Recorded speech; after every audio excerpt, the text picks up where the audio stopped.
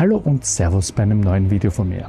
Ich bin heute in Bruck an der Mur unterwegs und möchte dir die Burgruine Landskron hier in Bruck an der Mur zeigen und dir ein wenig die Geschichte davon erzählen. Wenn dich das interessiert, dann bleib dran. Also, los geht's. Wer Bruck an der Mur kennt, kennt diesen Anblick. Hoch oben weithin sichtbar thront die Burgruine Landskron über der historischen Stadt. Was einst eine der mächtigsten Anlagen der Steiermark war, ist heute nur noch in Teilen erhalten.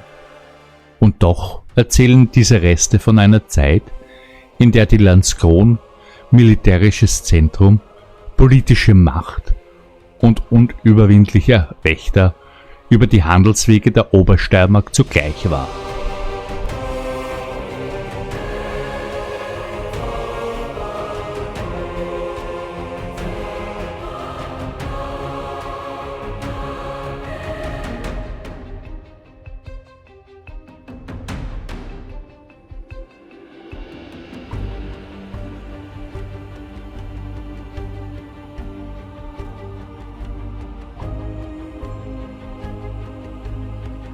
Bruck an der Mur liegt am Zusammenfluss von Mur und Mürz. Die günstige Lage machte die Stadt schon früh zu einem bedeutenden Handelsplatz. Genau deshalb war auch die Kontrolle des Schlossbergs in Bruck an der Mur von großer strategischer Bedeutung.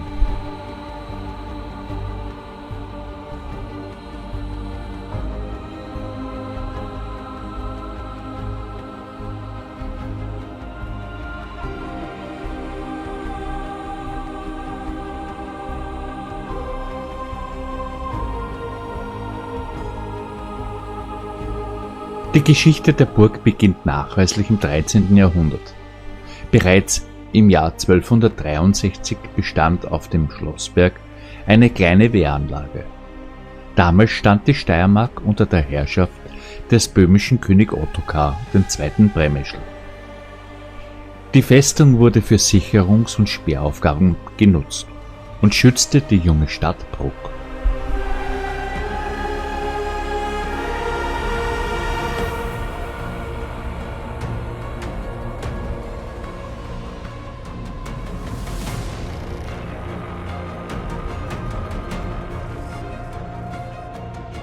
Die ursprüngliche Anlage trug den Namen Castrum Brunke. Sie war vermutlich im eppsteinerischen Besitz und wurde wahrscheinlich von Herbert von Füllenstein verwaltet, der sich auch Herbert von Bruck nannte. Er war Drucksles des königlichen Statthalters Bischof Bruno von Olmütz und dürfte gleichzeitig Burghauptmann und Stadtkommandant gewesen sein.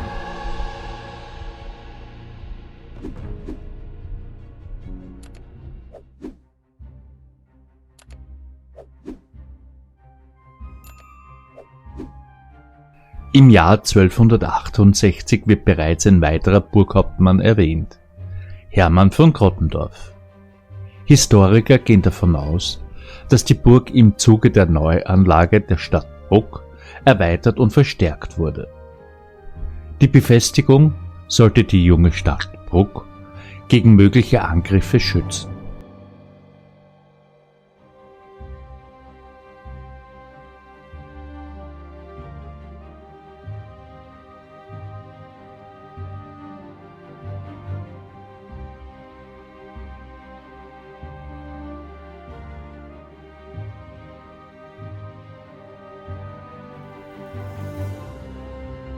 Einer heute verschollenen Urkunde zufolge soll auf dem Schlossberg sogar schon um das Jahr 1112 eine Befestigung bestanden haben. Ein sicherer Nachweis dafür fehlt allerdings. Historisch gesichert beginnt die Geschichte der Burg erst im 13. Jahrhundert.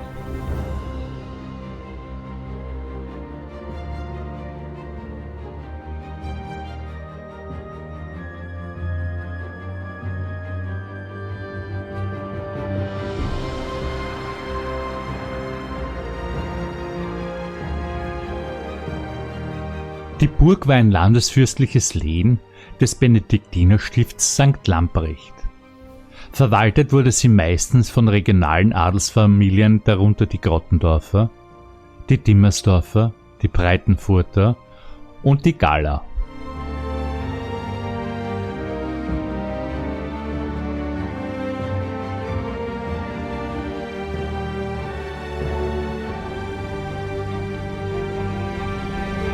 Im Laufe der Jahrhunderte wechselten die Besitzer und Verwalter häufig.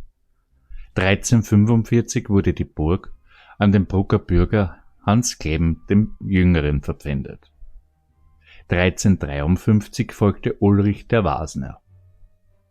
Später gelangte sie an Lorenz Vogel und Anfang des 16. Jahrhunderts an Pankraz Kornmess, dem Bauherrn des berühmten Kornmesshauses in Bruck an der Mur.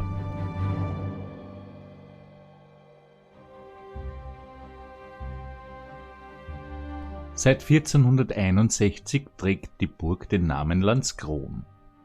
In dieser Zeit war die Steiermark von politischen Spannungen und militärischen Auseinandersetzungen geprägt.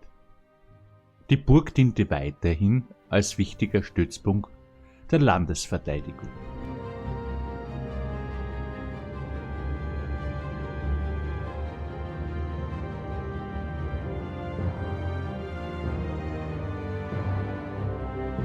(1460) Der Ungarnkrieg tobte und die Landskron stand bereit.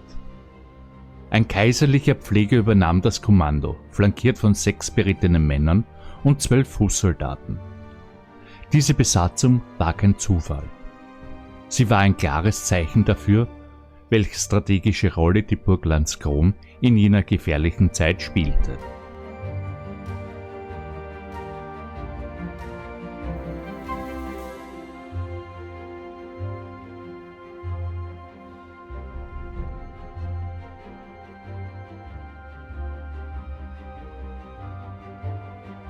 Ein bedeutender Einschnitt erfolgte am 20. November 1626.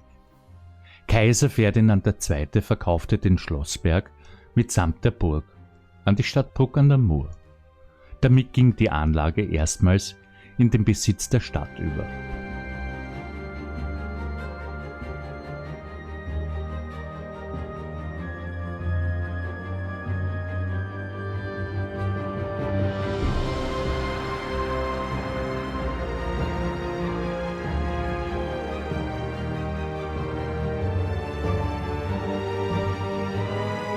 Die Stadt konnte den Besitz jedoch nicht dauerhaft halten.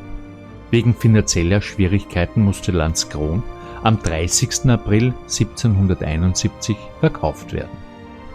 Neuer Eigentümer wurde der Hammerherr Franz Xaver Freyt von Freineck und Zello.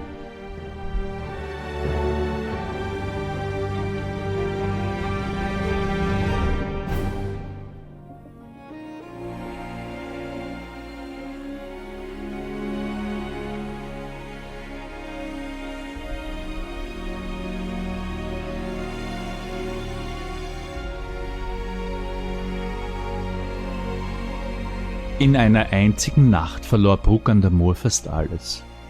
Der Stadtbrand von 1792 war eine Katastrophe ohnegleichen. 164 von 166 Häusern wurden zerstört. Und auch die Burg fiel den Flammen zum Opfer.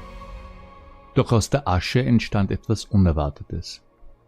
Die Bürger nutzten die Steine der zerstörten Burg, um ihre Stadt neu aufzubauen.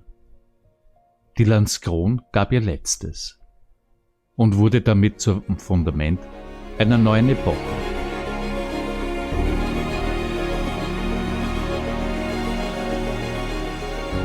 Mit dem Brand von 1792 endete die Geschichte von Landskron als bewohnte Burg. Von nun an begann die Zeit der Ruine.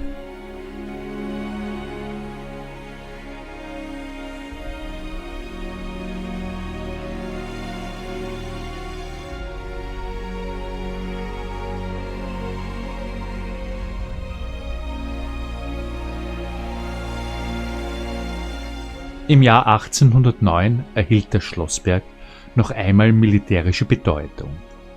Während der Napoleonischen Kriege wurden unter Generalfeldzeugmeister Ferenc Josef Graf Gyulay Schützengräben, Erdwälle und ein Pulvermagazin angelegt, um die Stadt gegen französische Truppen zu verteidigen.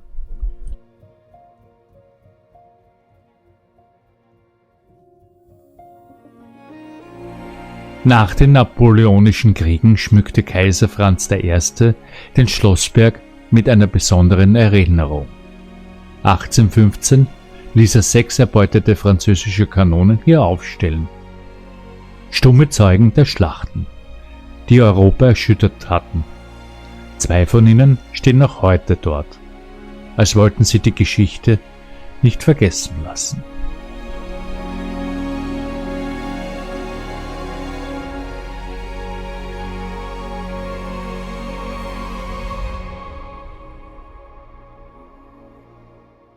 Im Laufe des 19. und 20. Jahrhunderts verfiel die Ruine zunehmend. Teile der Mauer wurden abgetragen. 1934 verschwand sogar das Haupttor und der Befestigungsturm. Später wurden diese Bauwerke jedoch rekonstruiert.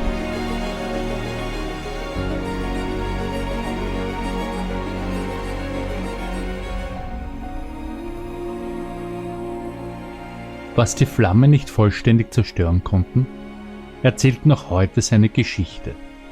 Die Ruine der Landskron steht als stiller, unerschütterlicher Zeuge über Bruck an der Mur. Ein Denkmal für Herrscher und Burghauptleute, für Kaufleute und Bürger, für Kriege, Brände und den unbändigen Willen einer Stadt, die sich über Jahrhunderte immer wieder neu erfunden und zu einem bedeutenden Zentrum der Steiermark entwickelt hat.